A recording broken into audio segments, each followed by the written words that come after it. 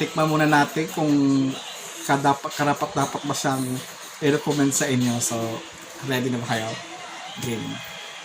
So, unahin ko lang yung mga nadudurog, ay mga durog.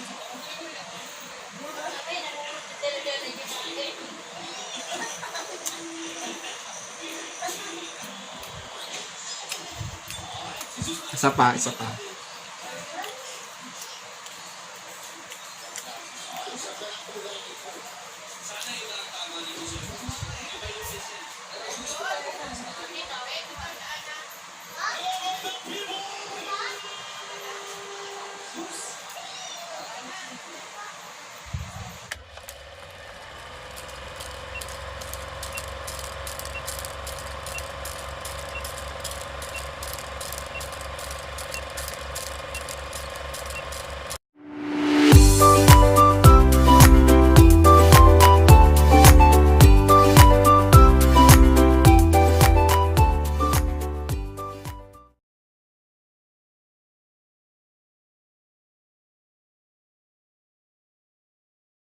At ito ang ating mga ingredients sa paggawa ng ating coconut fritter. Vanilla, drops lang po yan. Baking powder, 1/3 teaspoon. Coconut flour, 3 tablespoon, 2 eggs. And kalahati po ng isang coconut meat. And gagamit din po tayo ng tubig. So right now, we are going to put 3 tablespoon of coconut flour. 1, 2, 3. Then after natin sa coconut flour, ang gagawin na po natin ay ang ating lalagyan po tayo ng baking powder ng 1/3 teaspoon lang po.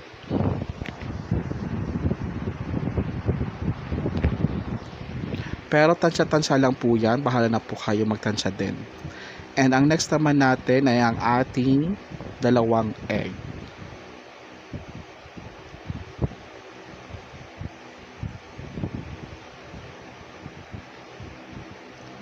So, yan po. So, whole egg po siya. Hindi po natin kailangan ihiwalay ang puti at ang dilaw. Whole egg po ang gagamitin natin.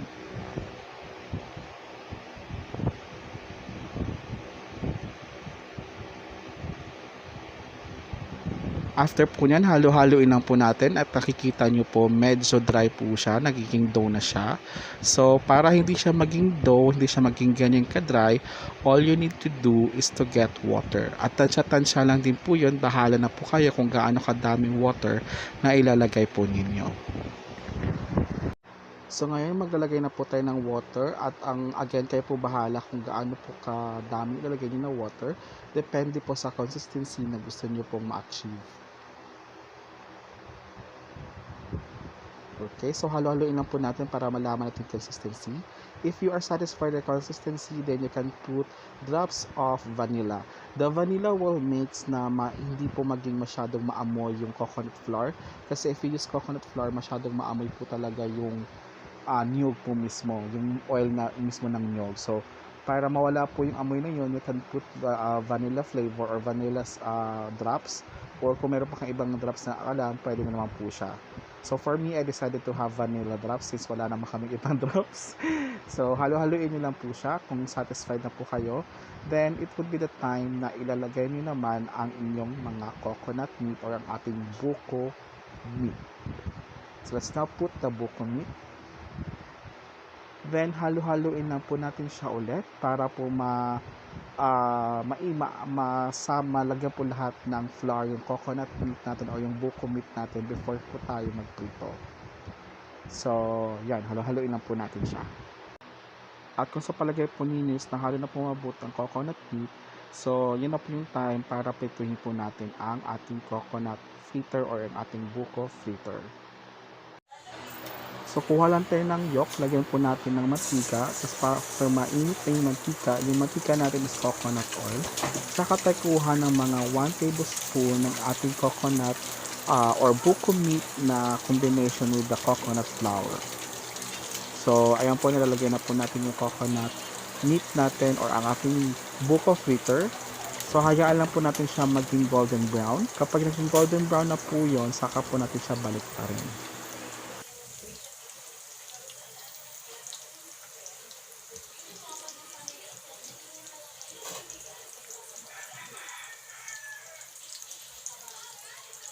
A few moments later. At ayan po, ready na po siya para baliktarin natin. So, tansya-tansyahin nyo lang po siya kung ready na po siya, kung pwede na po ba siyang baliktarin or not. So, baliktarin po natin yung tatlo o yung lahat po ng nilagay natin kanina. And once na nabaliktad na po natin siya, wait lang din po natin siya na maging brown po ulit yung kabilang side.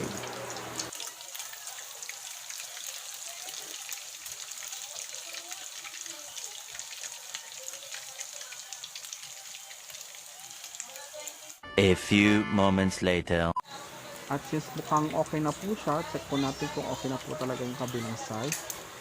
Ahunin na po natin siya or tatanggalin na po natin sa matika at lagay po sa tamang lagayan para mapalamig po natin bago kainin. At gawin po natin ito hanggang sa maubos po natin lahat ng ginawa po natin coconut fritter na may coconut flour po. So, abangan po natin mamaya kung ano po itsura ng mga nagawa natin. So, ayan, kinukuha ko na po yung ating first batch of coconut or buko meat fritter.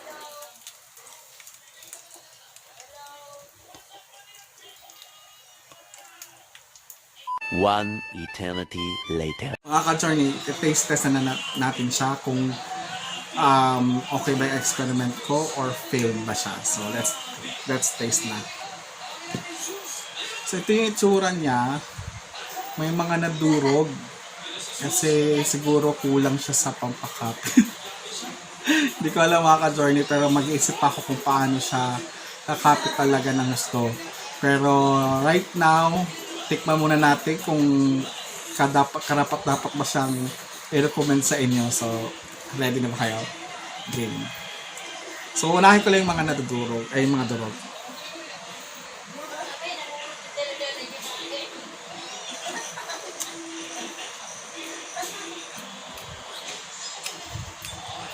Isa pa.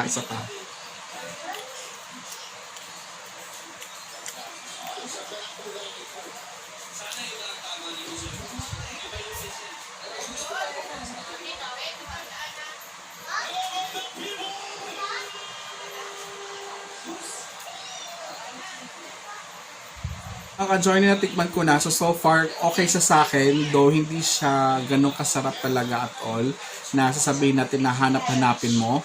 So for me, this is recommendable kung gusto niyo ng parang snacks lang at wala na kayong ibang maisip at sawang-sawa na kayo sa mga nuts, kahit anong nuts kinakain nyo. Pwede po natin siyang gawin kasi masarap naman siya.